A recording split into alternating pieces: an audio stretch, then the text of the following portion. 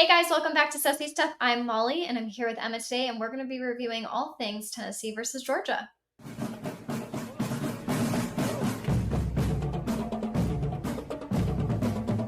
Emma, how are you feeling? You have two of the best teams in the SEC going at each other. How are you feeling about this game this week? I loved this game. I was really excited in going into it. I thought it would be a tough matchup for both teams. Georgia obviously needed to win this game. They did have the home field advantage, and they did. They won 31-17 against Tennessee. What I liked seeing from Georgia in this game was right off the bat, Carson Beck threw it deep to his receiver. His receiver did end up dropping the ball, but that showed me that Georgia was in it. They wanted to play aggressive. They wanted to make a statement in this game to show everybody that they are still good, and especially Carson Beck. He wanted to prove to everyone he's still a good quarterback. He's still playing for Georgia, and they wanted to prove that they're worthy to be in the playoffs. And I think they did that in this game. Now, Tennessee did something they don't normally do, or they haven't done this season, which is start fast. They normally come to life in that second half, but this week they came out aggressive. They went up 10-0. I thought it was a cakewalk. And then, okay, Carson Beck starts putting on his hero pants and making all his throws and running for first downs. I thought it was amazing to see him take that initiative and really find himself again. I think this was a big game where Georgia really kind of refound who they were. And I think that's great, especially in November, especially going into the playoffs. So I loved this game. I thought it was great. Yeah, and kind of like you just said, Tennessee doesn't normally start fast. I don't think Georgia was ready for that. I don't think most teams start quick with them. They were heavy pushing. And for a little while there, I thought Tennessee was possibly taking this home. And especially, I think it kind of threw Georgia for a spin, just not, they were not ready for that. At one point, Tennessee touchdowns. It was insane. So I enjoyed the shakiness of the game. I enjoyed seeing a team like Georgia kind of be put on their toes and forced into a corner of like, hey, live or die here. What are what are you doing? It's a make it or break it situation.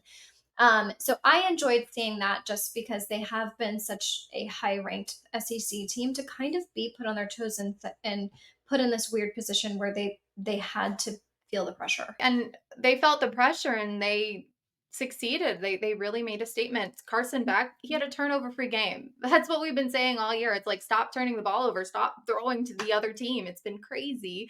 And he did a great job there with ball security. He made very smart decisions, which is what you want your quarterback to do, especially being a second year starter in this big program. Also, Oscar Delp, he had 2 receiving touchdowns in the second quarter. He really helped the offense find a rhythm in a slow start to the game. They also had great pass protection, 0 sacks allowed on Beck. He stayed standing the whole time, which is awesome. The offensive line has clearly improved. So I love seeing that for Georgia because it means they can get more done on the offense. And then on the defensive side, they really held Tennessee to 4.5 yards per play. They limited explosive plays and they contained Nico Iamaleava to 167 yards passing with no touchdowns, which that's huge. Tennessee is this explosive team and they did not allow that.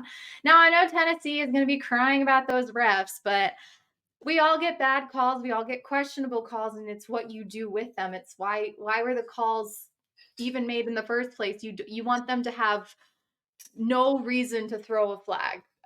So I mean, everyone gets questionable calls, but nobody threw trash. So I was happy about that. No, we only leave that to a couple teams here in the SEC. Um, I want to say that I think this is like literally the fifth week in a row that I've been right about Georgia. I keep saying this time and time again, and people can argue with me, and that's whatever. Um, I do think that they're a consistent team. I really do. I think that they show up every week, and they've had even through the loss that they've had, they still have been consistent as a team.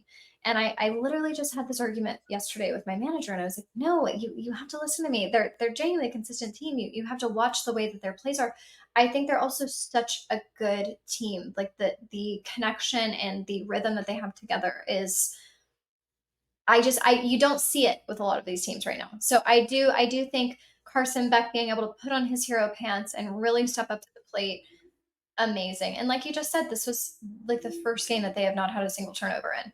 I am very happy for the Bulldogs. I definitely had them favored.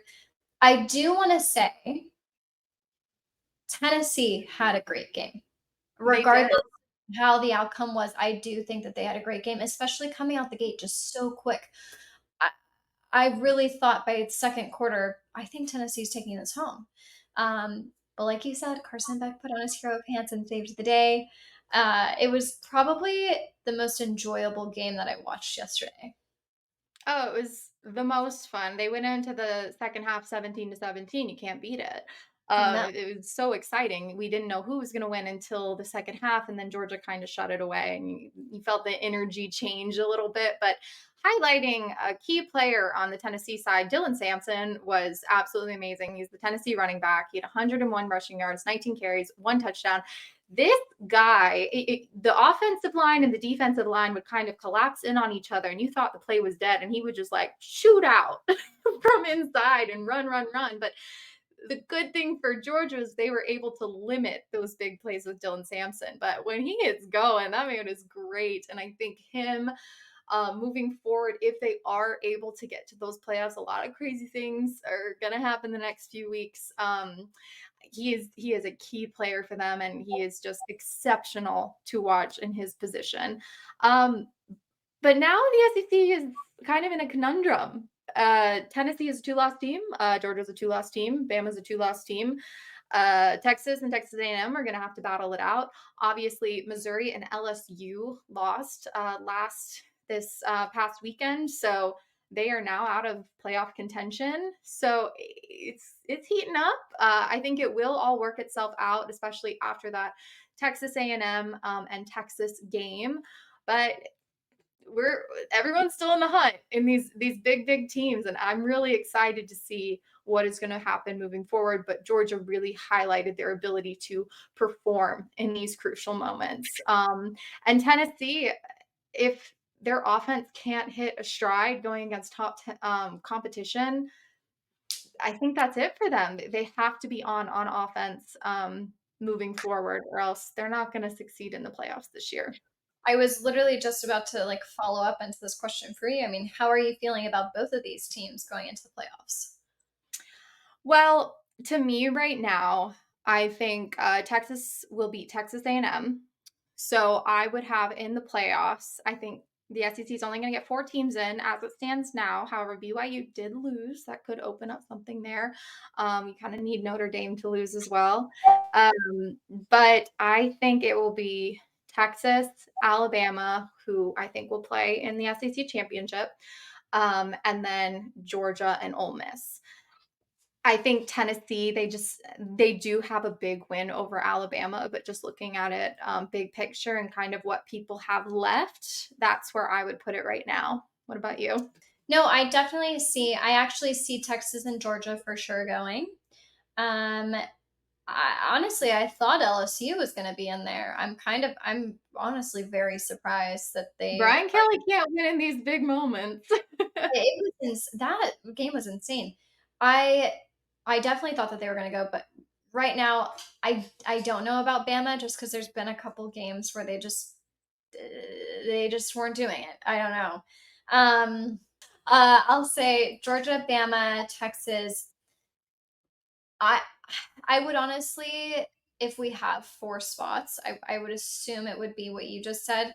If there's only 3, I would have to put Ole Miss above Bama at this moment in time where I'm at right now. If I had 3, I would do Texas, Ole Miss, Bama, just because Bama and Ole Miss have the win over Georgia. But then you look at it and Georgia has the win over Texas. It's just wonky in the SEC. Also, Ole Miss is like a weird team right now where I feel like they've kind of just not been talked about all season in a way. Like I feel like every time I see anything posted on the SEC network, it's really been about Texas, Georgia, like these really big teams.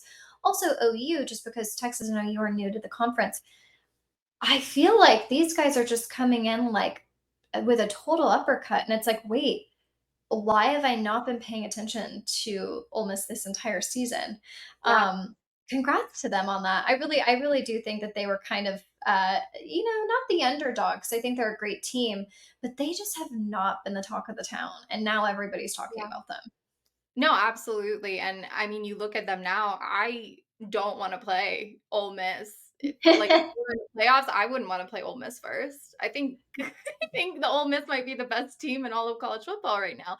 They lost their 2 games, by like one drive at the very end. Like they could potentially be undefeated. They had a crazy big win over Georgia. Like this team is just absolutely dynamic, and Jackson Dart is just woo, he's crazy. So I think Ole Miss is the scariest and most unpredictable team, which is why I would not want to play them. And that is a great title for Lane Kiffin, scary and unpredictable. Absolutely. I also just think like that's just such a good factor to have as a team.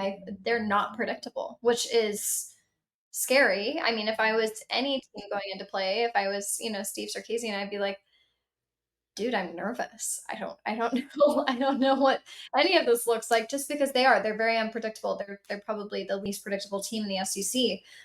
But I good for them for getting the attention that they deserve finally throughout the season. And you know what? If they have a spot in the playoffs and even go further, I think that they deserve it. I agree. I agree, and I think they will go far. I think I see them in the Natty potentially. I think they're that good.